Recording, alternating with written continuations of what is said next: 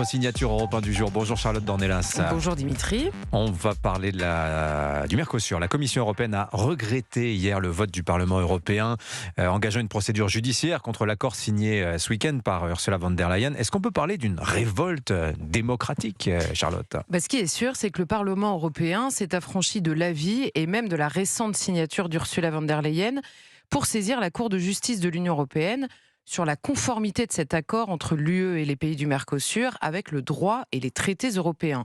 La défiance est notable et l'histoire n'est donc pas totalement écrite. Mais ces rebondissements révèlent en cascade aussi à quel point la souveraineté des États membres est une variable d'ajustement que la Commission européenne, comme malheureusement les États membres eux-mêmes, ne prennent pas très au sérieux parce que c'est paradoxalement ce qui ressort en creux du vote de cette résolution. Alors justement, pourquoi vous interrogez la souveraineté des nations au moment même où les eurodéputés s'affranchissent justement de la signature de la Commission ?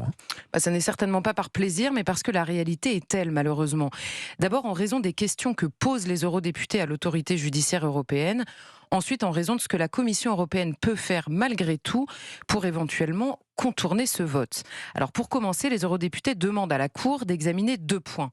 D'abord, la Commission aurait outrepassé ses droits et son mandat de négociation en séparant les parties commerciales et politiques du texte. On comprend évidemment pourquoi. Ce qui est commercial relève de la compétence de l'Union européenne, mais ce qui est politique doit obtenir la ratification non pas du Parlement européen, mais des parlements nationaux à l'unanimité. Si on traduit, la France, pour ce qui nous intéresse, aurait pu mettre son veto sur l'accord tel qu'il est signé aujourd'hui et contre lequel 100% de la classe politique française se dresse, ce qui ne devrait pas être rien dans le cours de notre histoire. Mais par ce tour habile de la Commission, la partie litigieuse s'est réduite à une question commerciale. Oui. Exit les parlements nationaux. Que l'on soit d'accord ou non avec cet accord, la question du principe de la souveraineté nationale est bel et bien interrogée. Ensuite, et la situation est cocasse, les eurodéputés réclament l'examen de la Cour sur l'adéquation du texte avec les traités européens dont la Commission se sert régulièrement pour reprendre les États de volée ou modifier leur législation. Parce qu'en l'état, l'accord pourrait permettre aux États du Mercosur de demander des compensations si l'Union européenne venait à édicter des règles, sanitaires ou écologiques par exemple, qui réduiraient leurs importations. Alors là, c'est carrément la souveraineté alimentaire qui est en jeu.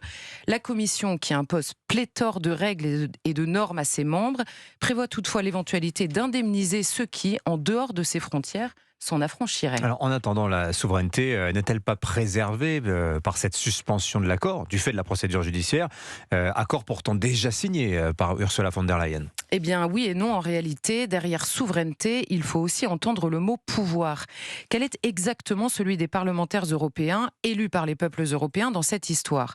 Certes, il va falloir attendre la réponse de la Cour de justice, puis l'éventuelle ratification par le Parlement européen avant que le traité entre pleinement et définitivement en vigueur.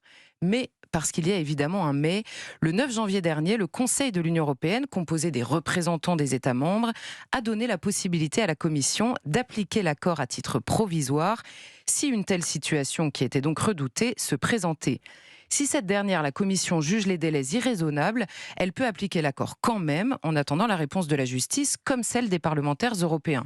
Alors cela ne retire rien au vote des eurodéputés, et cela n'écrit pas la fin de l'histoire non plus, mais cela révèle indiscutablement que ceux qui s'inquiètent d'un verrouillage parfois contraire à nos intérêts ne sont pas totalement fous. Absolument. Signature européen Charlotte Dornelas. Merci Charlotte. Dans un